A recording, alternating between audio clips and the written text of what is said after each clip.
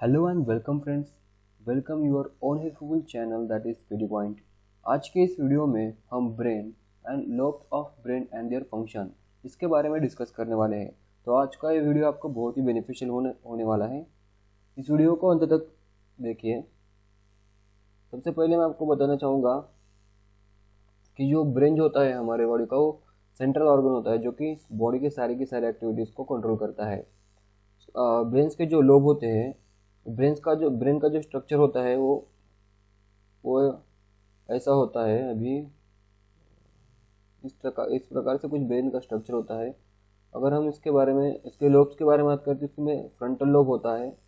Frontal lobe आपको इस diagram में यहाँ पे दिखाई देगा होगा, इसे फ्रंटल लोब कहते हैं।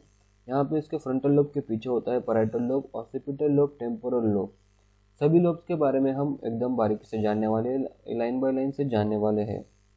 तो मैं आपको तो सबसे पहले फ्रंटल लोब जो होता है उसके फंक्शंस क्या क्या होते हैं। फ्रंटल लोब में thinking, problem solving, planning, emotion, behaviour control और डिसीजन मेकिंग जो एबिलिटीज होती है वो सारी की सारी फ्रंटल लोब में होती है।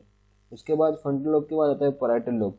पैराइटल लोब यहाँ पे आप डायग्राम में देख सकते हैं पैराइटल लोब का स्ट्रक्चर। फ्रंटल लोब के पीछे वाले साइड में पैराइटल लोब होता है। पैराइटल लोब में perception, object classification, spelling, knowledge of numbers इत्यादि का हमें सिग्निफिकेंस देखने को मिलता है। ये सब जो एक्टिविटी होती है यहाँ पर, जो एक्टिविटी है वो सभी के सभी पैराइटल लोब भी कंट्रोल करता है। उसके बाद हम जाके ऑक्सीपिटल लोब। ऑक्सीपिटल लोब यहाँ पर आपको दिखाई दे रहा होगा एकदम पीछे, पैराइटल लोब के पीछे यहाँ पे ऑक्सीपिटल लोब है। ऑक्सीपिटल लोब में विजन प्रोसेसिंग और कलर आइडेंटिफिकेशन ये सब प्रोसेस होती है।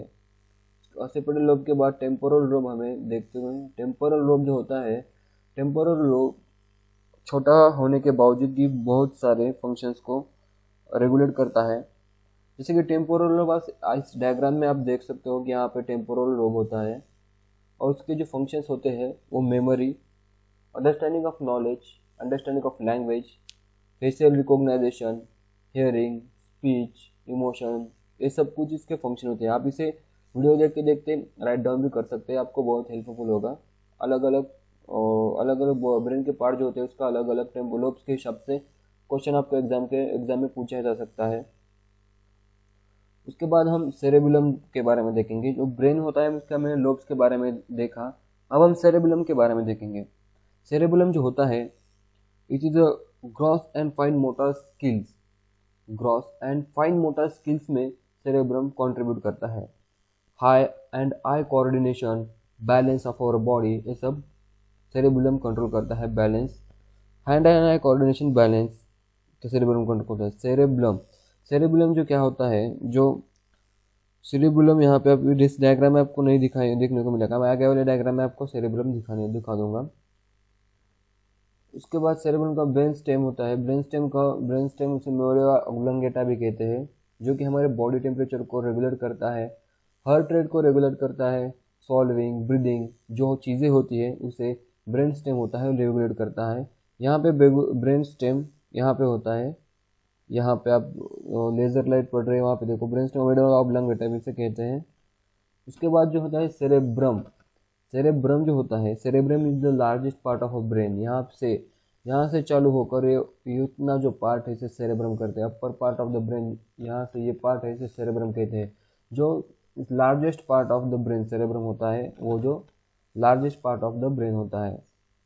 उसके बाद टेम्पोरल लोब के बाद फंक्शन हमने देखे थे, लेकिन टेम्पोरल लोब का कुछ ज़्यादा इंफॉर्मेशन क्या है इस बारे में बताया गया है। ये टेम्पोरल लोब होता है, it is primary auditory cortex यानी कि आपको पता चला, ऑडिटरी यानी कि हियरिंग, हम जो सुनते हैं उससे रिलेटेड होता है। ये ऑडिटरी कॉर्टेक्स है, इसे receives auditory information from year and secondary areas. Auditory information receive करके उसका इंटरप्रिटेशन करता है और ब्रेन में हमें उसके हिसाब से लैंग्वेज समझ में आती है। टेम्पोरल लोब के बाद हमें देखने को मिलता है ऑक्सीपिटल लोब। जैसे कि हमें पता है ये ऑक्सीपिटल लोब सबसे पीछे वाली जगह पे मौजूद होता है।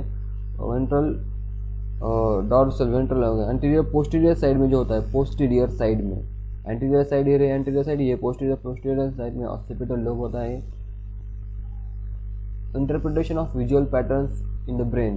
ब्रेन में जो भी हम कुछ चीज़ें देखते हैं उसे इंटरप्रेट करना, उसे ब्रेन में इंटरप्रिटेशन करना, ये काम ऑसिपिटल लोब करता है।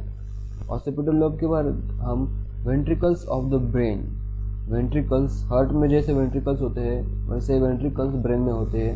अब वेंट्रिकल्स ऑफ द ब्रेन में जैसे हम बात करते हैं यहाँ पे सबसे पहले जो लैटरल वेंट्रिकल्स जो कि ब्रेन के बोथ साइड होते हैं, राइट और लेफ्ट दोनों साइड में होते हैं लैटरल वेंट्रिकल्स।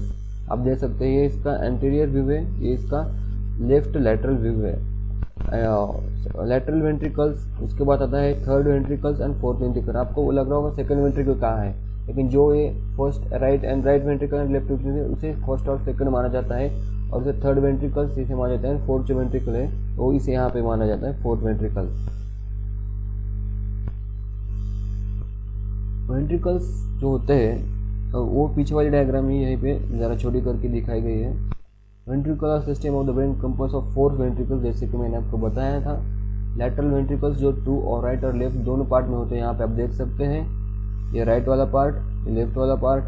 थर्ड वेंट्रिकल, ये थर्ड वेंट्रिकल रहा यहाँ पे छोटा थर्ड वेंट्रिकल, ये देखो थर्ड वेंट्रिकल। और उसके बाद फोर्थ वेंट्रिकल, ये diamond shaped situated between the pons and cerebrum, pons and cerebellum, pons and cerebellum के बीच में यहाँ पे वो सिचुएट होता है। पोन्स एंड सेरेबेलम के बीच में ये छोटा सा जो होता है वेंट्रिकल डायमंड शेप होता है वो प्रेजेंट होता है।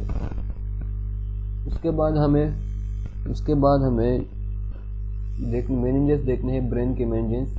मेनिंजेस क्या होते हैं, उनका फंक्शन क्या होता है, कौन कौन से मेनिंजेस है। Outside to inside dura mater, arachnoid mater and pia mater, ऐसा इसका क्लासिफिकेशन है। Meninges are the membranes that covers the brain. It has 3 layers. 1 dura mater, number 2 arcuate matter and number 3 pia matter. यहाँ पर skin आप देख सकते हो, जैसे आपके बालों के नीचे हेयर्स है, हेयर्स के नीचे स्किन है, स्किन्स के नीचे कुछ 2-3 यहाँ पे लेयर्स होते हैं। अपोन्यूरोसिस होता है, पेरियोस्टर्म और यहाँ पे बोन्स के नीचे स्कल जो होती है उसके नीचे वाली साइड में यहाँ पे मेनिंजेस होते हैं, जिससे फर्स्ट जो होता है आउटसाइड टू इनसाइड, इसका सीक्वेंस है DAP। आप इसे DAP करके भी याद रख सकते हैं, DAP फर्स्ट अक्षर फर्स्ट वर्ड से भी याद रखने का। ड्यूरा मैटर का D, अर्कोनेट मैटर का A, पिया मैटर का P, DAP और ड्यूरा मैटर, अर्कोनेट मैटर, पिया मैटर। ये स्लाइड आप यहाँ पे जो दिखाया गया है उसे आप नोटबुक में वीडियो देखते देखते लिख लीजिए, आपको बहुत हेल्पफुल होगा। अब उसके बारे में हम देखने वाले हैं हाइपोथैलेमस के बारे में। हाइपोथैलेमस जो होता है वो रिस्पॉन्सिबल, हाइपोथैलेमस थैलेमस के नीचे होता है, नाम से ही हमको पता चलता है। हाइपो यानी कि नीचे, थैलेमस यानी कि थैलेमस जो होता है ब्रेन का जो थैलेमस पार्ट होता है उसका हाइपोथैलेमस के नीचे होता है। यहाँ ये थैलेमस होता है और यहाँ पे हाइपोथैलेमस सिचुएटेड होता है। यहाँ पे इस डायग्राम में आप ऊपर देख रहे होंगे ये थैलेमस है और इसके नीचे जो है इसे हाइपोथैलेमस कहते हैं। रिस्पॉन्सिबल हाइपोथैलेमस का जो फंक्शन है, responsible the secretion of the essential hormones का सिक्रेशन करता है ये हाइपोथैलेमस। हार्मोन्स फॉर हाइपोथैलेमस, जो हार्मोन्स होते हैं हाइपोथैलेमस से वो किन किन फंक्शंस को रेगुलेट करते हैं। नंबर 1 पे आता है टेम्परेचर, नंबर 2 पे आता है थर्स्ट एंड हंगर, नंबर 3 पे आता है sleep, mood, sex drive, and number 5 पे आता है release of other hormones from the body. जो हाइपोथैलेमस है वो रेगुलेट करता है जो वो बॉडी के जो अदर ऑर्गन्स है उसे सिक्रेट करने में, उसको रिलीज करने में भी रेगुलेशन का रोल प्ले करता है। यहाँ पे इस डायग्राम में आप हाइपोथैलेमस का लोकेशन देख लीजिए। अब बढ़ते हैं हमारे अगले स्लाइड पर, जहाँ पर हम सेरेब्रोस्पाइनल फ्लूइड के बारे में बात करने वाले हैं। ये सेरेब्रोस्पाइनल फ्लूइड यहाँ पे आप डायग्राम में देखो, यहाँ पे जो ये फ्री स्पेस है वहाँ पे ये सेरेब्रोस्पाइनल फ्लूइड आपको देखने को मिलता है। It is a clear watery fluid found in the central canal of spinal cord. Spinal cord में जो स्पाइनल कॉर्ड में जो एम्प्टी स्पेस होती है वहाँ पे ये सेरेब्रोस्पाइनल फ्लूइड आपको देखने को मिलता है। It flows between layers of सब अर्कोनाइट स्पेस।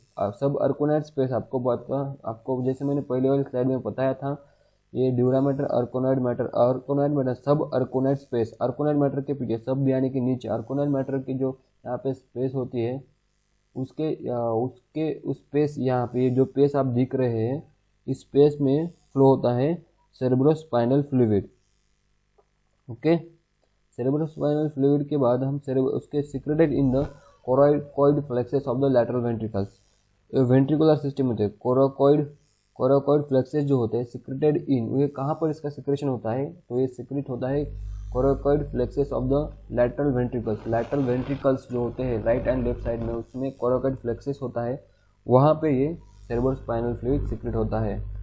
उसके बाद हम रेस्पिरेटरी सेंटर के बारे में जानने वाले। फाउंड जो रेस्पिरेटरी सेंटर होता है, जो रेस्पिरेशन कंट्रोल करता है, जो ब्रेन में होता है, उसको मेडुला ऑब्लांगेटा में हमें देखने को मिलता है रेस्पिरेटरी सेंटर। रेस्पिरेटरी सेंटर का सिग्निफिकेंस हम आगे वाली वीडियोस में भी पढ़ने वाले हैं। अब हम इसके बाद हम जानने वाले हैं कॉर्पस कैलोजम के बारे में।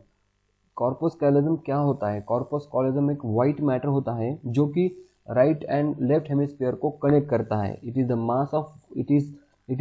Mass of white matter, okay, it is mass of white matter which connects right and left hemisphere of the brain. यहाँ पे इस डायग्राम में कॉर्पस कैलोजम, यहाँ कॉर्पस कैलोजम होता है, ये जो व्हाइट मैटर है यहाँ से ये दो हेमिस्फीयर को कनेक्ट करता है। कॉर्पस कैलोजम के डायग्राम है ये ट्रंक के। ये कॉर्पस कैलोजम दो हेमिस्फीयर को, ब्रेन के जो हेमिस्फीयर होते हैं उसे कनेक्ट करता है और उसे कॉर्पस कैलोजम कहते हैं, जो कनेक्ट करता है व्हाइट मैटर, व्हाइट मसल का, उसे मसल कह सकते हो आप, व्हाइट बैंड भी कह सकते हो, मास ऑफ व्हाइट मैटर जो which connects the right and left hemisphere of the brain. उसके बाद नर्वस सिस्टम जो होता है, वो नर्वस सिस्टम होता है sympathetic nervous system and parasympathetic nervous system. Sympathetic nervous system जो होता है वो खाली फिलहाल फ्लाइट एंड फाइट पे ध्यान देता है। फाइट एंड फ्लाइट, जैसे कि हमें कुछ एक्टिविटी करनी हो, जैसे कि हमें कुछ फ्लाइट एंड फाइट बोले तो हम कुछ हम पे संकट आया हो, कुछ हम पे प्रॉब्लम है, तो हम पे वहाँ पे हमारे सडनली वहाँ पे ब्लड प्रेशर बढ़ता है, सिक्रेशन हार्मोन्स का सिक्रेशन, ब्लड प्रेशर बढ़ता है, हार्ट रेट बढ़ता है, उससे सिंपैथेटिक नर्वस सिस्टम की वजह से होता है। जैसे कार्डियो वैसोकॉन्स्ट्रिक्शन, इसमें vasoconstriction and increase in the peripheral resistance होता है सिंपैथेटिक नर्वस सिस्टम में। आपको सिर्फ यह याद रखना है, सिंपैथेटिक नर्वस सिस्टम जो है वो फाइट और फ्लाइट नर्वस सिस्टम, बहुत सारे बुक्स में इसका उल्लेख किया है फाइट और फ्लाइट सिस्टम बोल के। और दूसरी जो टाइप्स की जो नर्वस सिस्टम है वो पैरासिम्पैथेटिक नर्वस सिस्टम है, जो कि रेस्ट एंड डाइजेस्ट प्रोवाइड करती है, फीड एंड ब्रीड, या कि जो भी कुछ रेस्ट के नॉन एनर्जी एक्सपेंडिचर की एक्टिविटीज़ है वो पैरासिम्पैथेटिक नर्वस सिस्टम कंडक्ट करती है, और जो भी एक्टिविटीज जिसमें एनर्जी लगती है वो सिंपैथेटिक नर्वस सिस्टम करती है। तो that's it is the overview of the brain that's you have to get all information related overview information about the brain. If you like this video, please subscribe our channel.